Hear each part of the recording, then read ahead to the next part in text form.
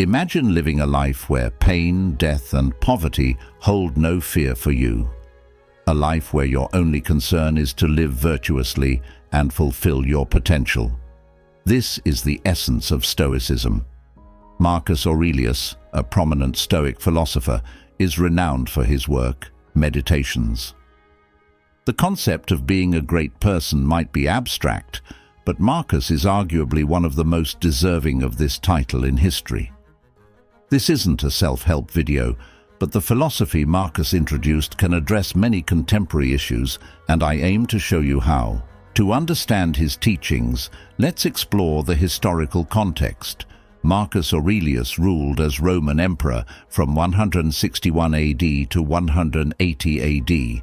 He was the last of the 5 so-called good emperors, presiding over the era known as the Pax Romana, a time of relative peace and stability within the Roman Empire. The Pax Romana concluded with his death. During his reign, Marcus faced numerous challenges that tested his Stoic resolve, including the Marcomannic Wars, a series of conflicts against Germanic tribes, and the Antonine Plague, a devastating pandemic that significantly impacted the empire. As emperor, Marcus was the most powerful man in the world, with the Romans having little concept of territories beyond their empire, making him the ruler of the known world. As the most powerful man of his time, Marcus could indulge in any desire, yet he chose a path of virtue. The life of a Roman emperor was synonymous with hedonism, indulging in money, sex, wine, and other pleasures. Such indulgences were almost expected. Thus, any vice imaginable was within Aurelius's reach. He was unrestrained by money, law, custom, or ethics. Nothing could prevent him from fulfilling his wildest desires. Yet, despite these boundless circumstances, Marcus chose a life of virtue. He chose to be consistently good throughout his 19-year reign. Being good doesn't automatically make you great, but imagine facing limitless temptations and choosing virtue, not for acclaim or recognition, but purely for the sake of being good. That is truly remarkable. Consider if you were in his position for nearly 20 years. Could you resist temptation daily, knowing there would be no consequences for any action you took? What would you do?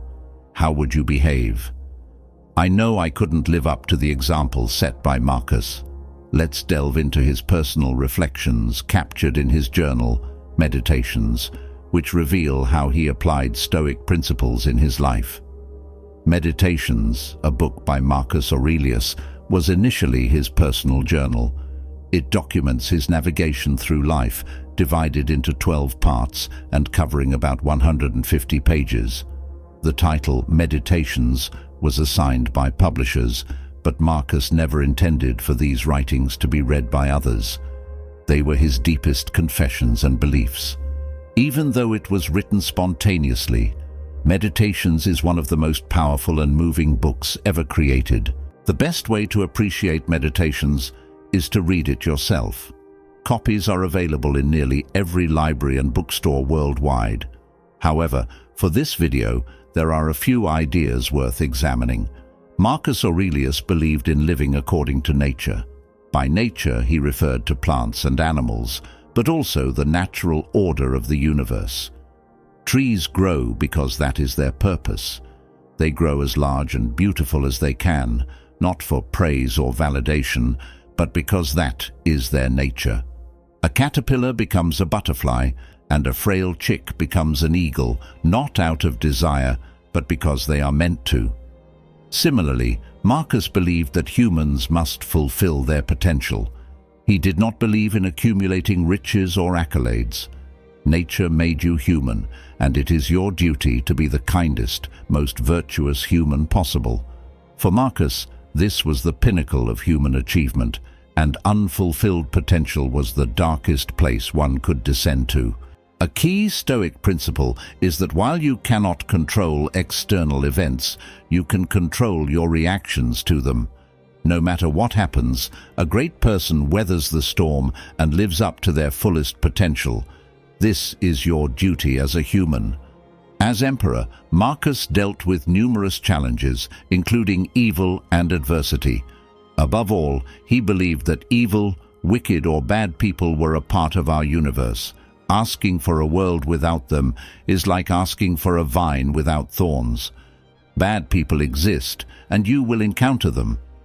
Marcus believed in kindness and thought that people never intentionally did wrong. It was out of ignorance.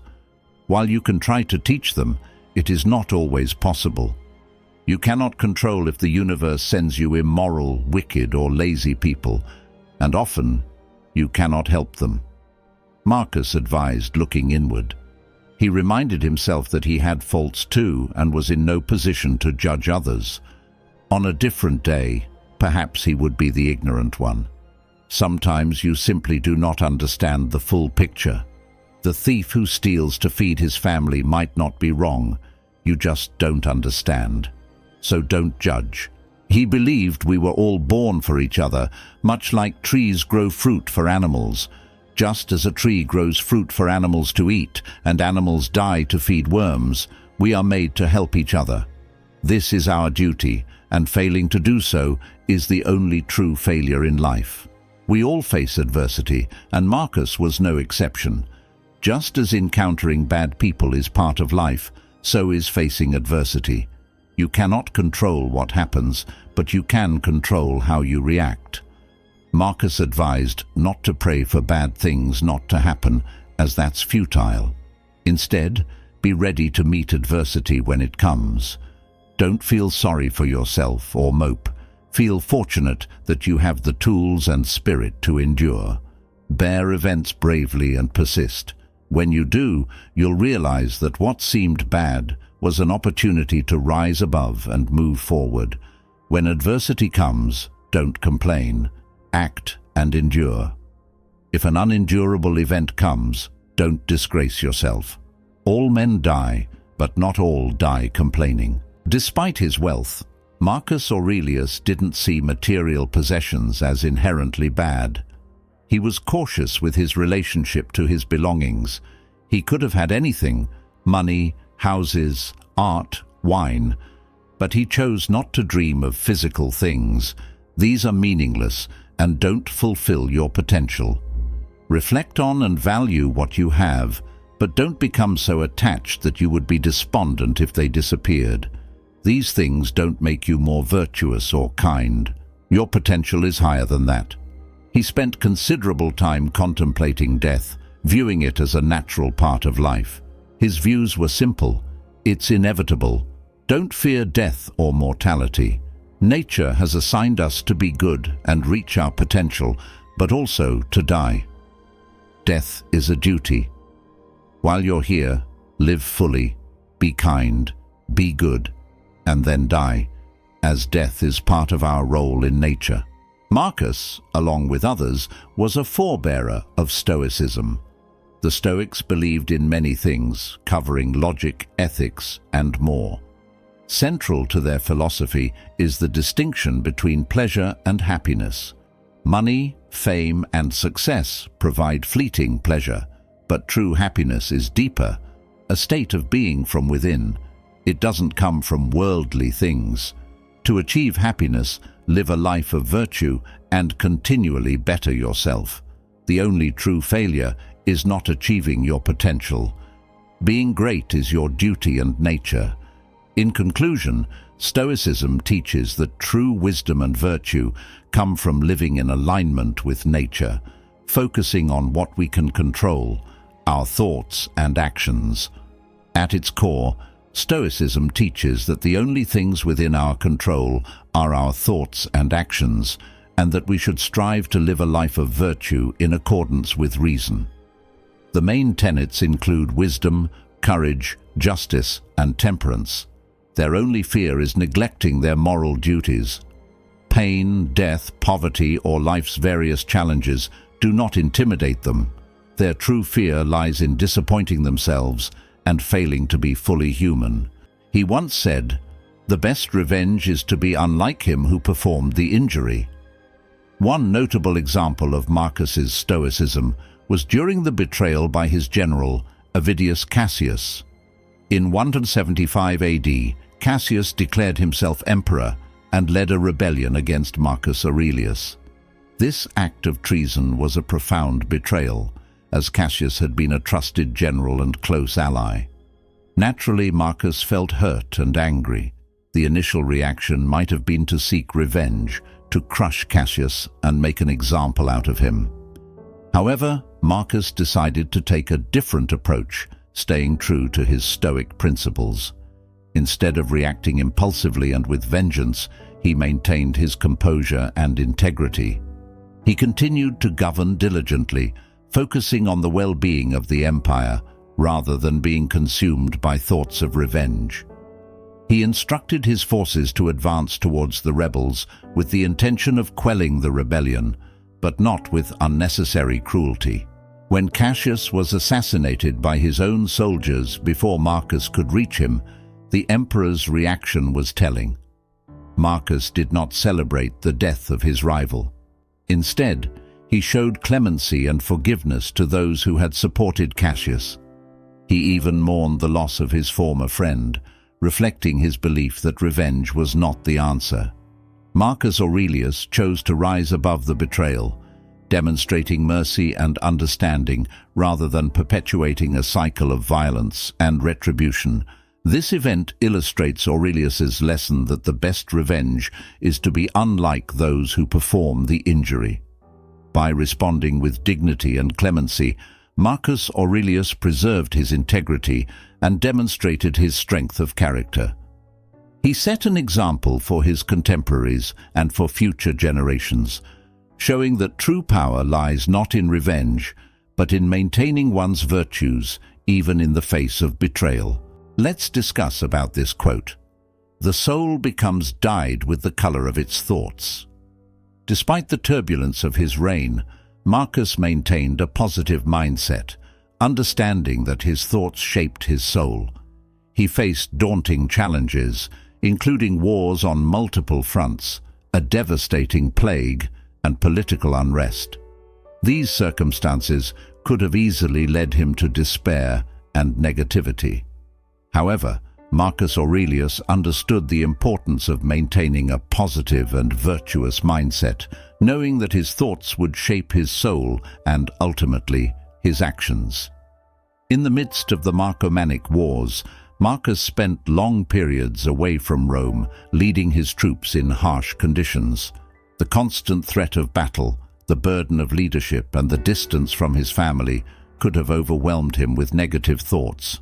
However, instead of succumbing to these pressures, he chose to nurture a mindset of resilience and virtue. Every day, Marcus engaged in practices that fostered positive thoughts. He maintained a daily routine of self-reflection and journaling, which later became his famous work. In these writings, he reminded himself of the importance of virtues like courage, patience, and wisdom. He reflected on the transient nature of life, the value of each moment, and the importance of staying true to one's principles. By consistently choosing to focus on positive and virtuous thoughts, he cultivated a resilient spirit. His soul became dyed with the color of these thoughts, enabling him to lead with wisdom and integrity. His leadership during these tumultuous times was marked by his ability to remain calm, composed, and fair, inspiring his soldiers and citizens alike. This example from Aurelius' life demonstrates the profound impact of our thoughts on our overall well-being and actions.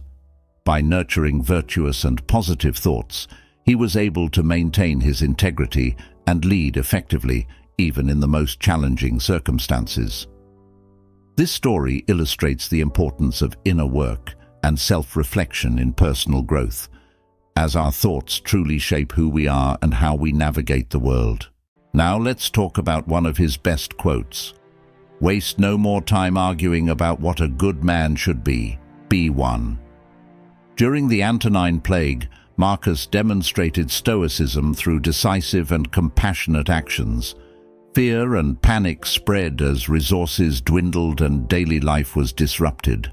Politicians and philosophers engaged in endless debates about the best course of action, and what it meant to be a good leader and person in such a crisis. Instead of getting caught up in these debates, he chose to act decisively. Believing that actions spoke louder than words, he focused on leading by example.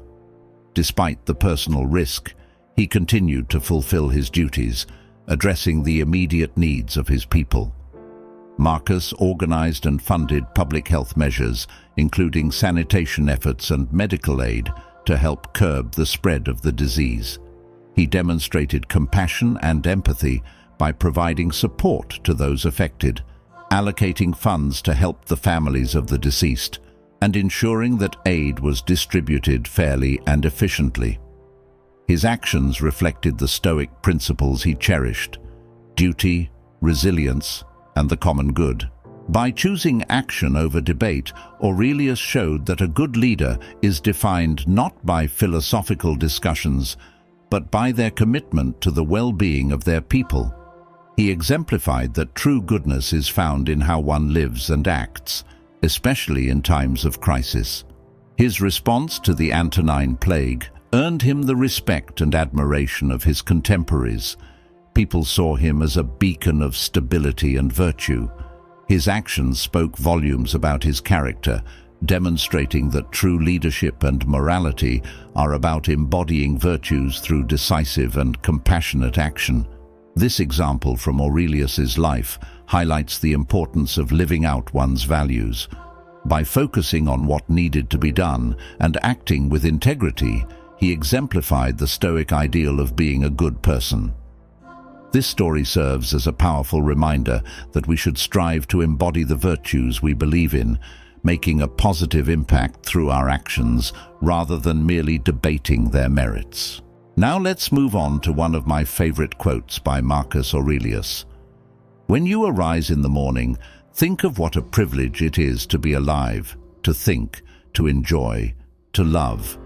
These words by Marcus Aurelius encapsulate a practice that sustained him through the challenges of his reign as a wise and kind Roman emperor. Imagine Marcus waking up early in his tent on a cold, foggy morning. The air is chilly, and the muffled sounds of soldiers stirring outside signal the start of a new day. Instead of immediately jumping into the day's tasks, Marcus takes a few quiet moments for himself. He sits up, closes his eyes, and breathes deeply, contemplating the privilege of being alive. He feels a deep sense of gratitude for the new day and the chance to do his best. Marcus thinks about his ability to reason and make decisions. He feels fortunate that he can use his mind to solve problems and guide his people. As he wraps his cloak tighter around himself, he takes pleasure in its warmth and listens to the distant birdsong. These simple things bring him a sense of peace and happiness. His thoughts turn to his family back in Rome. Although he misses them dearly, he feels grateful for their love and support. This thought fills his heart with warmth, giving him the strength to face the challenges ahead. When Marcus steps out of his tent, he smiles and greets his soldiers, encouraging them to also reflect on the good things in their lives. His positive attitude is contagious, lifting their spirits despite the cold and the looming battles. Throughout the day, Marcus finds moments to appreciate the good around him. Whether discussing strategies with his generals or sharing a meal with his men, he takes a moment to be grateful. This habit helps him stay calm and focused, enhancing his leadership. One evening, after a long and exhausting day, Marcus gathers his soldiers around the campfire. He shares a simple yet profound message. Every morning, they should remember how lucky they are to be alive, to think, to enjoy, and to love. This mindset, he explains, can give them strength and help them endure even the toughest times. The soldiers listen intently, taking his advice to heart. They begin their own practice of morning gratitude, finding small things to appreciate each day. This shift in attitude helps them stay strong and united, even in the face of adversity. By focusing on gratitude, Marcus maintained his strength and inspired those around him. His practice of appreciating life's blessings showed that even in the hardest times, there is always something to be thankful for. This lesson of finding strength in gratitude continues to inspire people today. In conclusion, Marcus Aurelius's life and teachings offer timeless wisdom that can guide us through our own challenges. By striving to live virtuously, focusing on what we can control, and responding to adversity with resilience, we can lead a more fulfilling and meaningful life. Marcus Aurelius's example reminds us that true greatness comes from within, from living a life aligned with our highest values. If you found this exploration of Stoicism inspiring, please like this video, subscribe to the channel for more philosophical insights, and share your thoughts in the comments below. Your engagement helps us continue to bring you content that enriches your life. Thank you for watching.